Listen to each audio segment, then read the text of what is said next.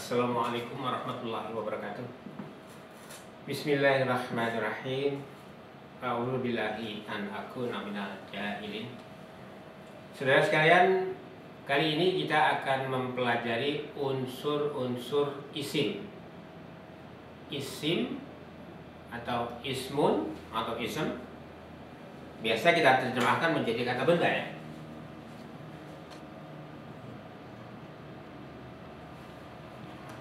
Ismun atau dalam bahasa percakapan itu ism adalah kata benda. Kata benda atau bahasa Inggrisnya noun, ya. Noun. Ismun. Nah, yang perlu kita perhatikan pertama-tama ketika kita berbicara isim atau kata benda adalah bahwa kata benda itu salah satu cirinya, ciri utamanya adalah tanwin, ya. Jadi ciri utama dari kata benda adalah tanwin. Ciri utama dari kata benda adalah tanwin. Tentu saudara masih ingat kalau kita bicara tanwin adalah bunyi un, an, in, ya, ingat. Tanwin adalah bunyi un, an, in. Nah, yang perlu saya perhatikan pertama-tama, kenapa yang saya tulis pertama dari tanwin ini adalah un, bukan an atau in. Kenapa? Kenapa un dulu? Ini, ya, pertanyaan kita. Kenapa un dulu yang ditulis bukan an atau in? Seperti kita biasa mengeja a, i, u, an, in, un. Nah, saudara perhatikan, bila kita mengeja demikian, mengeja a, i, u atau an, in, un, itu ejaan kita berdasar huruf Latin, berdasar urutan huruf Latin. Tetapi dalam urutan bahasa Arab tidak demikian, artinya berbeda dengan huruf Latin. Yang harus saudara ingat kembali bahwa huruf Arab itu semuanya merupakan huruf mati, ya, konsonan. Huruf Arab pada dasarnya, pada mulanya merupakan huruf mati. Huruf Arab adalah huruf Arab atau huruf hijaiyah pada dasarnya adalah huruf mati. Adalah huruf mati atau konsonan. Huruf mati atau konsonan.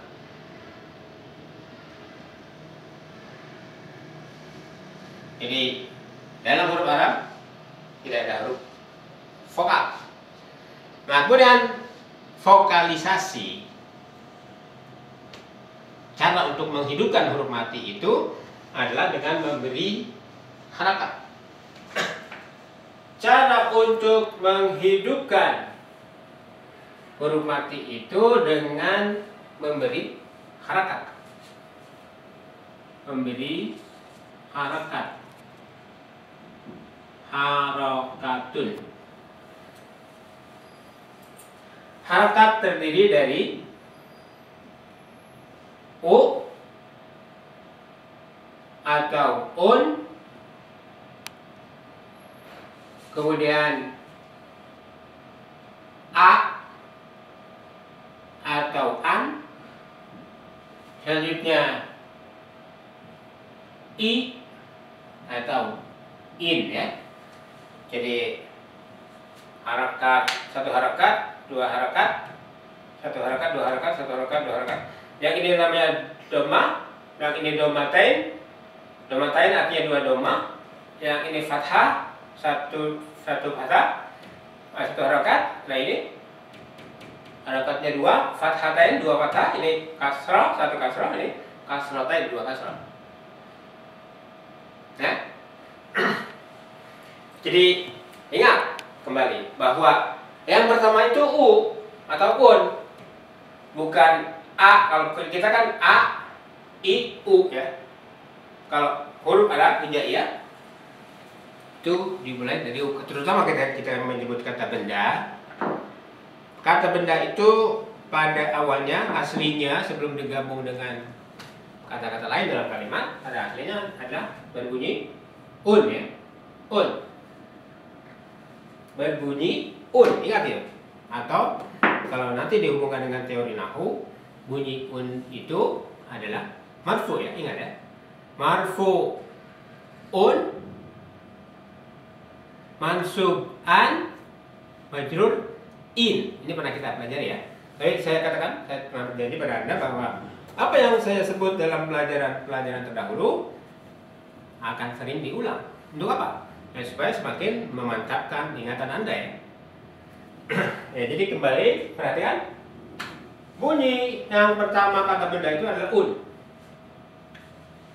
Misalnya kita ambil contoh kata yang gampang saja ya. Kitab misalnya kan. Kitab itu yang pertama, yang awal di dalam kamus bunyinya adalah un. Jadi kalau kita buka kamus, kita cari kitab, maka yang ketemu itu kitabun. Nanti kalau sudah bergabung dalam kalimat, kata kitab ini, misalnya kitab ini sudah menjadi objek dalam kalimat, ingat, maka dia menjadi kitaban. Kalau sudah menjadi objek, kata benda kitab ini jadi objek, sudah jadi sasaran, maka bunyinya menjadi kitaban. Atau kalau kita menulis kitab ini dalam rangka menyatakan kepunyaan atau menyatakan kelompok, maka kitab ini menjadi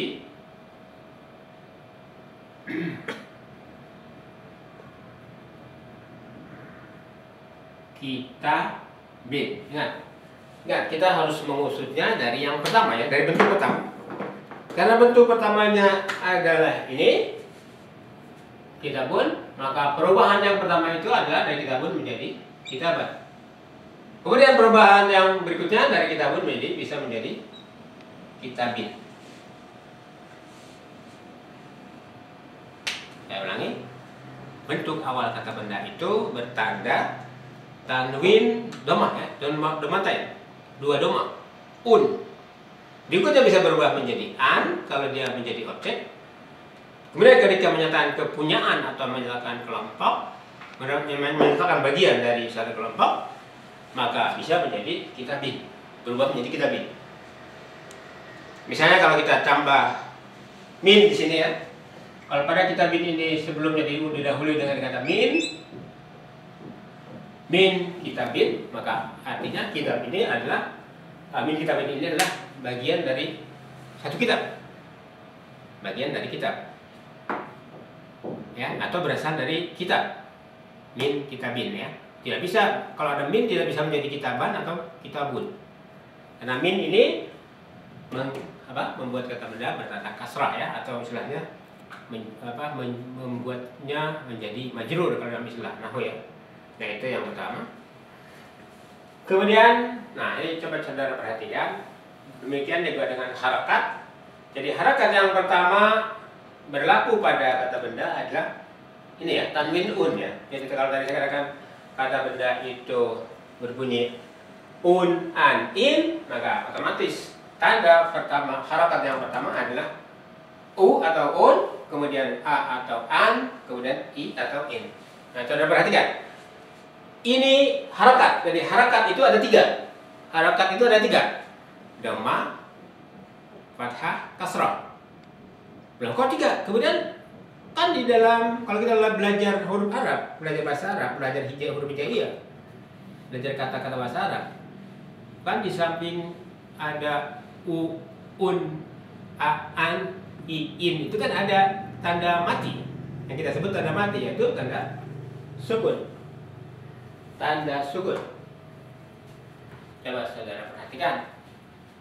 Di samping ada tanda ini, ada yang kita kenal dengan tanda sebagai tanda sukun.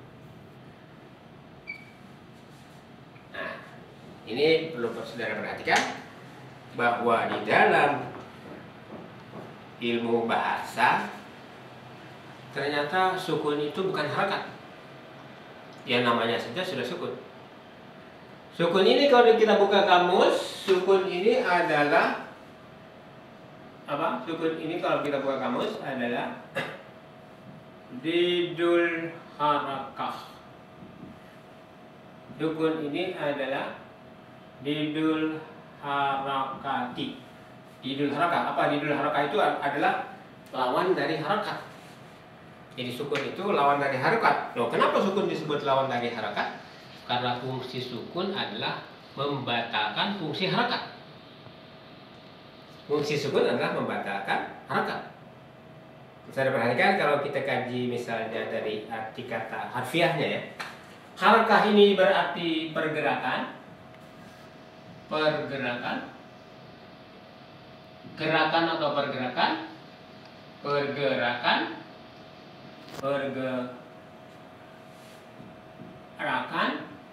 Pergerakan atau gerak. Maka sukun adalah kebalikan dari ini, dari harakah. Berarti kebalikan dari gerak apa? Diam, tenang, berhenti. Makanya di dalam ejaan orang kita, sukun itu sering disebut sebagai tanda mati ya. Yang dimaksud tanda mati itu apa ya?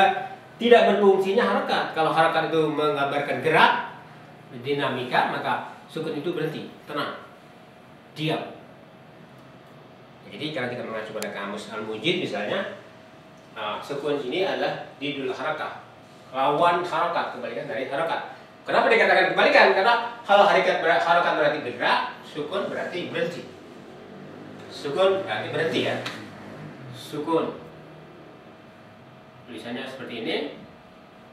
Sukunun. Ini berartinya tenang ya. Tenang atau berhenti. Secara harfiah. Jadi kalau ingat ya, jangan sampai kita keterusan dalam salah pengertian. Misalnya selama ini kita menganggap dhammah, fathah, kasrah, dan sukun itu sebagai harakat ya, sebagai tanda baca. Memang itu tanda baca, tetapi kalau di dalam ilmu bahasa harakat hanya 3, dhammah, fathah, kasrah. Nah, sedangkan sukun adalah didul harakah, kebalikan dari harakat, karena dia fungsinya membatalkan harakat. Gitu ya. Itu yang pertama. Jadi kembali bahwa tanda dari isim atau kata benda itu, yang pertama dia adalah bertanwin, berbunyi un, an, in. Berikutnya yang perlu kita perhatikan dari isim adalah, nah ini barangkali merupakan sesuatu yang baru bagi saudara, bahwa di dalam isim itu selain ada tanwin, ada juga unsur yang tidak nampak, unsur yang tersembunyi, atau istilahnya unsur yang sifatnya mustatir ya. Mustatir itu tersembunyi, tertutup. Nah, apa itu yang tertutup atau tersembunyi di balik ismun? Nah, ini yang akan kita bahas sekarang. Apa yang tersembunyi di balik isim? Tanwin jelas ya. Jadi apa yang tersembunyi di balik isim? Yang ini kaitannya dengan pernyataan saya sebelum ini, bahwa di dalam bahasa Arab itu sebetulnya tidak ada kata, yang ada itu kalimat. Kenapa? Karena setiap kata mengandung dhamir, baik kata benda maupun kata kerja. Kecuali partikel ya, partikel atau huruf atau harfun. Partikel atau harfun tidak ada dhamirnya ya, tidak ada kata gantinya. Tetapi kata kerja atau kata benda itu selalu mengandung dhamir. Jadi dalam isim selalu ada dhamir. Ingat itu. Dalam isim selalu ada dhamir. Dalam isim selalu ada dhamir. Dhamir. Atau kata ganti nama ya. Artinya isim dengan dhamir itu tidak bisa dipisahkan. tidak bisa dipisahkan. Setiap isim, setiap kata benda mengandung domir. Dan domir yang terkandung di dalamnya tentu sesuai dengan bentuk kata gerahnya, dengan jenis kata bendanya itu sendiri. Kalau kata bendanya misalnya tadi kitabun, dan ini satu, kitabun artinya sebuah kitab, dan ini kitab ini merupakan kata berjenis laki-laki ya, mudzakkar. Ini mudzakkar laki-laki.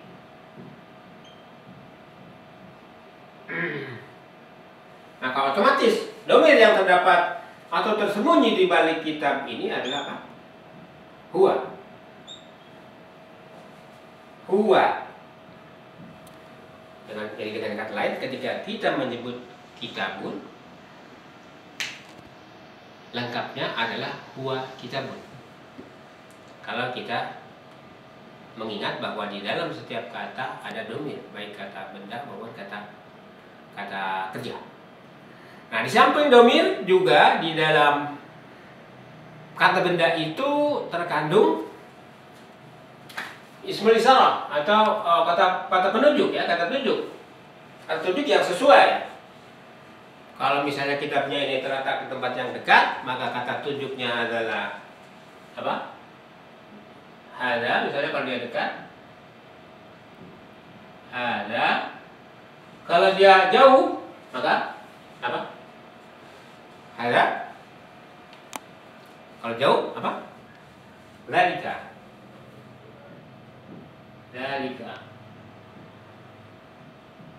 Kalau ini berarti ini, ada berarti ini, dalika berarti itu.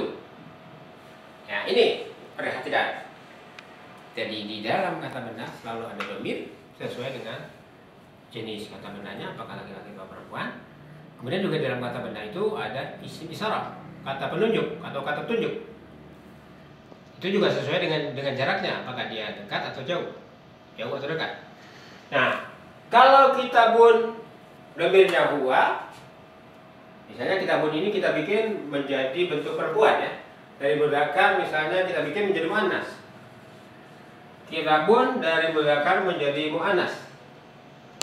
Misalnya apa ya? Dari mudzakkar menjadi muannas. Muannas. Kitabun secara teori sorof yang sederhana, dari kitabun dari laki-laki, kalau mau dibikin muannas maka kita tambah dengan apa? Dengan tak marbutah ya. Maka muannas dari kitabun adalah apa? Kitabatun. Nah, otomatis karena setiap kata mengandung domir yang sesuai dengan jenis katanya, apakah laki-laki atau perempuan, maka pada kitabah ini terdapat apa? Terdapat domir apa? Otomatis pada kitabah terdapat domir hiya. Ya.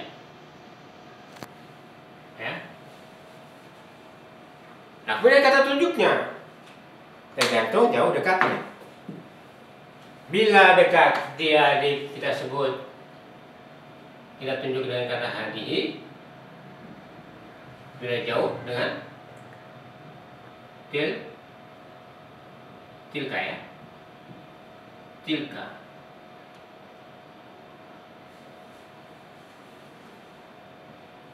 Ya. Jadi sekali lagi, pada kata benda itu selain ada domir, selain ada tanwin, an ini akan berubah menjadi uai bila dikasih apa?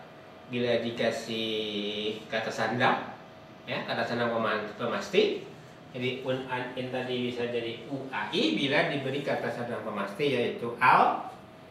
Misalnya kitabun kita tambah dengan al ya.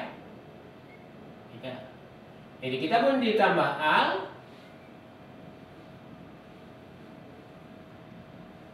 kitabun ditambah dengan al, menjadi apa? Menjadi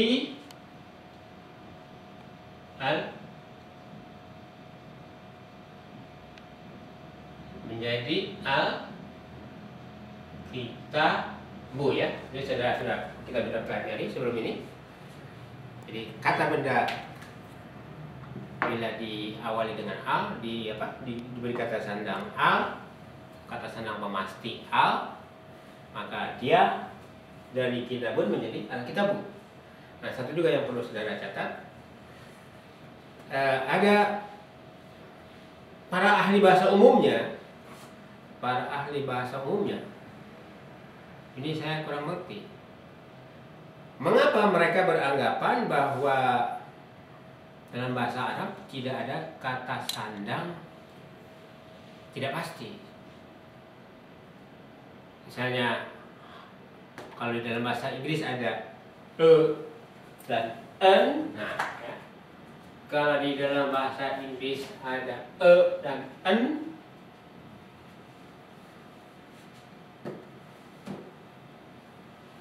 ya. Dalam bahasa Inggris ada kata sandang tidak pasti dan n, ada kata sandang pasti yaitu the.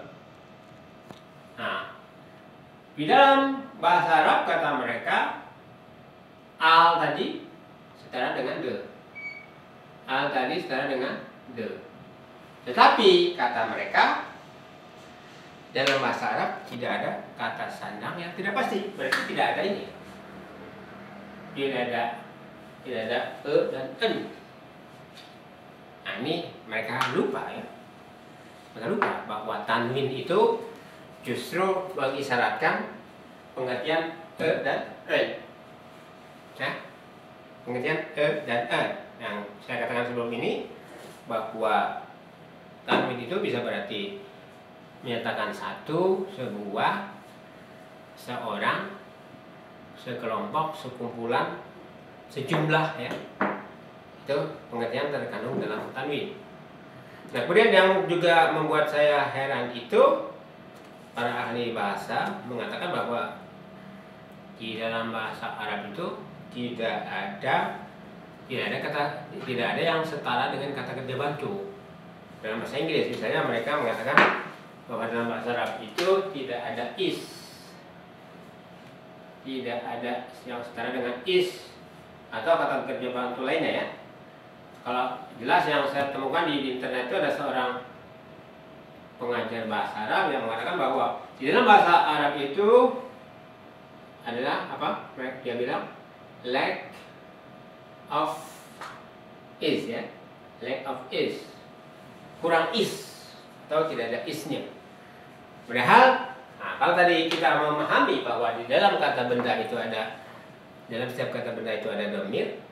Nah, ini yang barangkali kurang mereka mengerti selama ini, kurang mereka kaji selama ini, bahwa dhamir yang tersembunyi di balik kata benda itu ini bisa setara dengan kata kerja bantu dalam bahasa Inggris. Saya ulangi, dhamir dalam setiap kata benda yang tersembunyi dalam setiap kata benda yang apa itu, yang intrinsik ya, terkandung dengan sendirinya di dalam kata benda itu bisa setara dengan is, bisa setara dengan kata bantu sesuai dengan kebutuhannya. Bila itu memang mau diartikan is ya memang itu setara dengan is, atau diartikan dengan a atau m atau dan seterusnya kata bantu yang terdapat dalam bahasa Inggris, maka dhamir itu bisa berfungsi sebagai apa? Sebagai linking verb antara lain is. Nah, jadi dengan kata lain kalau misalnya saudara menemukan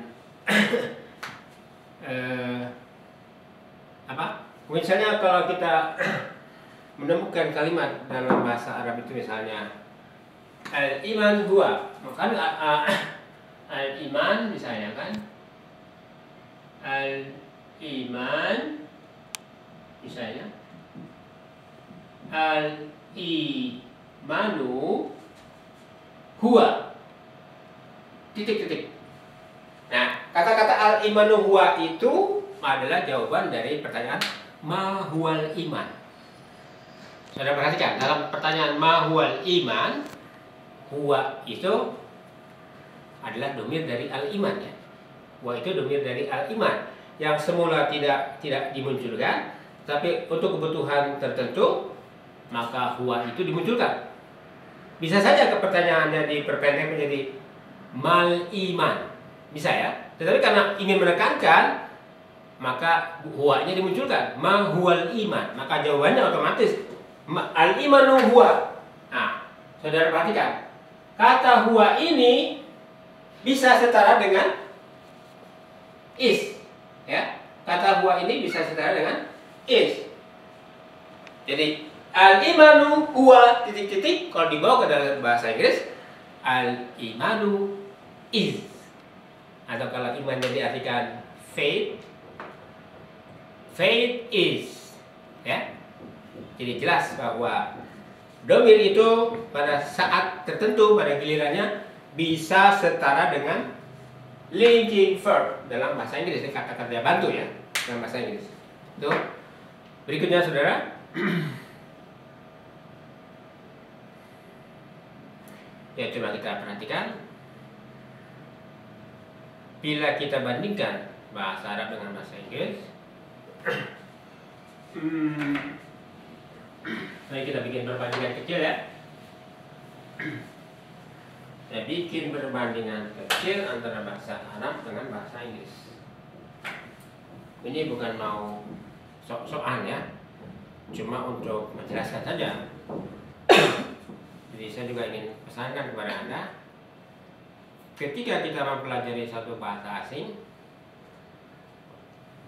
katakanlah Anda sudah menguasai bahasa Inggris, maka Anda belajar bahasa yang lain itu akan lebih mudah. Atau sebaliknya, ketika Anda sudah mempelajari bahasa Arab, lalu Anda mempelajari bahasa Inggris atau bahasa lain, maka itu akan lebih mudah. Makanya perbandingan ini justru ketika dalam kita belajar teori atau praktek juga, perbandingan antar bahasa ini bisa membantu kita memperkuat ingatan ya, perkuat ingatan. Oke, sekarang kita mau kembali pada pernyataan tadi bahwa setiap kata benda mengandung domir ya. Begitu juga kata kerja. Tapi sekarang kita sedang membahas kata benda. Kita ambil contoh kata baitun.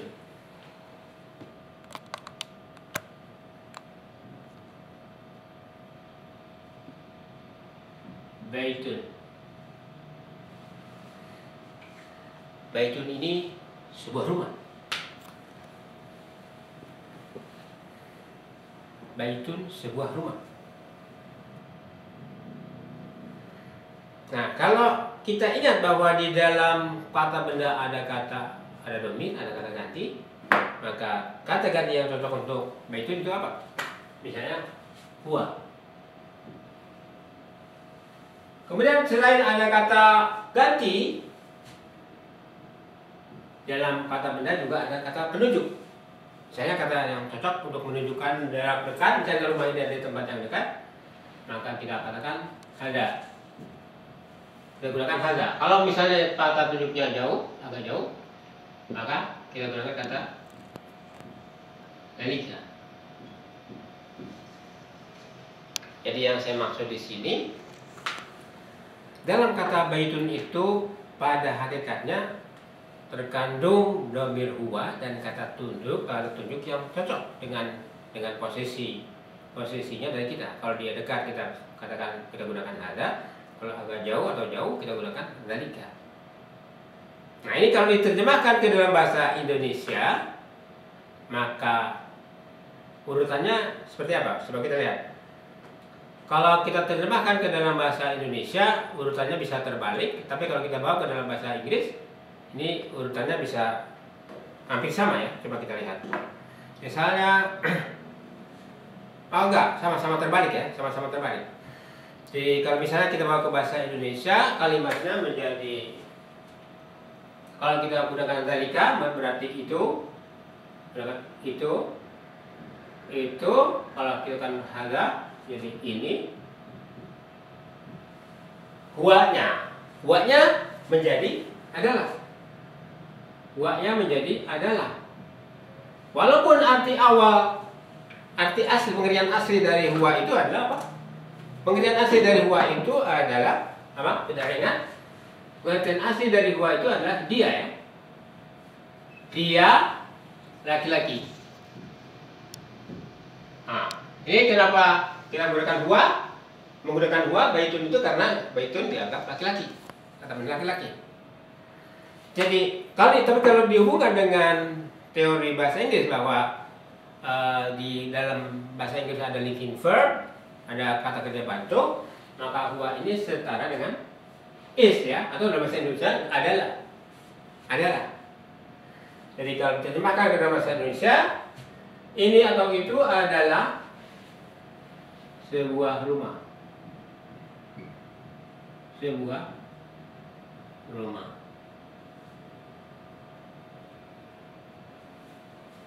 Ya. Sebuah rumah. Nah, yang kita mau tanya, kalau adalahnya dari huwa yang tersembunyi di balik ini, kata tunjuknya juga adalah yang tersembunyi di balik ini, terus kata sebuahnya dari mana? Sebuahnya dari mana? Dari tanwin. Sebuahnya dari tanwin. Demikian terjemahan dalam bahasa Indonesia. Sekarang kalau diterjemahkan dalam bahasa Inggris, maka itu adalah that, ini adalah this, huwa menjadi is. Ingat. Jadi yang mereka katakan di dalam bahasa Arab tidak ada isnya, lack of is, ternyata kalau kita bongkar ada is ini. Cuma mereka barangkali lupa. Kalau dikatakan mereka tidak mengerti, ya saya nggak berani mengatakan mereka tidak mengerti, tapi mungkin mereka lupa ya. Oke, jadi dzalika, hadza, that, this, kemudian huwanya menjadi is, otomatis rumahnya menjadi apa? Menjadi halus. Jadi kembali pada pelajaran kita sebelum ini, asas makna bahasa Arab itu bukan kata, tapi kalimat ya. Ingat kembali dalam itu hierarki bahasa ya. Hierarki bahasa yang saya buat seperti piramid terbalik itu. Ingat kembali, saudara pasti ingat. Dalam hierarki bahasa yang seperti piramid terbalik ini, jadi asas bahasa Arab, katakan di sini, kata di sini yang terbawa kata. Ini bahasa-bahasa semua rata-rata asas maknanya itu kata, tetapi bahasa Arab adalah kalimat. Basic meaning bahasa Arab adalah kalimat, bukan kata. Ya, kalimat bukan kata. Karena itu kita koreksi di sini, bila para guru bahasa mengatakan kalimatun ini sama dengan kata, maka di sini kita tegaskan bahwa pemahaman mereka keliru. Karena basic meaning bahasa Arab adalah kalimat. Kalimat ya kalimat. Kalimat ya kalimat. Bukan kata. Bukan kata ya.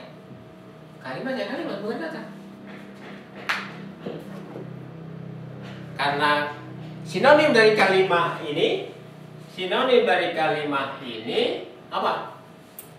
Sinonim dari kalimat ini adalah lafzun. Apa lafzun? Lafzun bukan kata. Lafzun bukan kata, tapi perkataan. Kalau perkataan bukan satu kata, bisa dua kata, bisa tiga dan seterusnya. Perkataan atau apa? Bahasa Indonesia perkataan apa? Ucapan. Yang ucapan itu bukan satu kata. Ucapan itu omongan, ya, bukan kata. Ya, memang ini agak barangkali bagi Anda agak baru ya, tapi ini harus saya sampaikan untuk ya katakanlah membuat kita dalam belajar bahasa itu bersikap kritis ya. Jangan hanya menerima teori-teori lama dari para guru kita yang ternyata ada kekeliruan. Ya demikian saudara.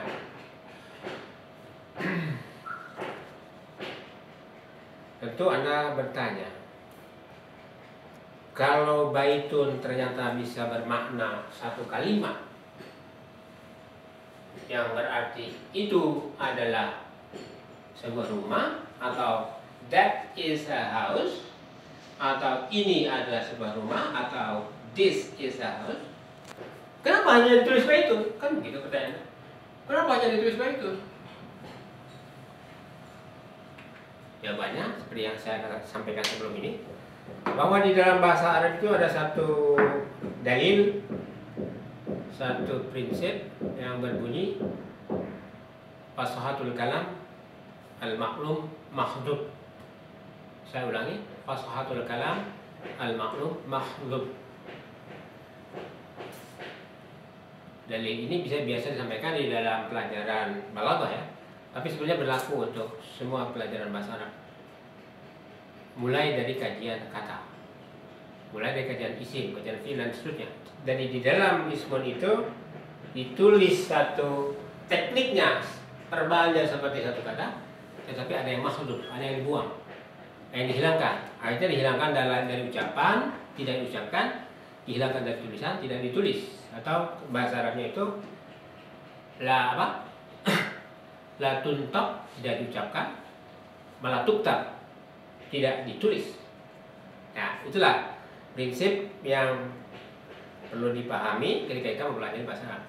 Ada sesuatu yang dibuang dari setiap kata, apakah kata benda ataupun kata kerja, kecuali harfun ya, harfun atau partikel. Jadi ini yang saya sampaikan pada hari ini, mudah-mudahan bisa bermanfaat. Paling tidak untuk kita bersama-sama belajar bahasa lebih serius, lebih kritis. Mudah-mudahan bisa dicapai pemahaman yang lebih mantap ya. Terima kasih atas segala perhatian saudara. Mohon maaf bila ada kekeliruan dan kesalahan. Ya tentunya bagi yang ahli dalam bidang ini, dipersilakan untuk mengajukan kritik dan saran, koreksi semacam dan semacamnya. Terima kasih atas perhatian saudara. Wabillahi taufiq wal hidayah. Wassalamualaikum warahmatullahi wabarakatuh.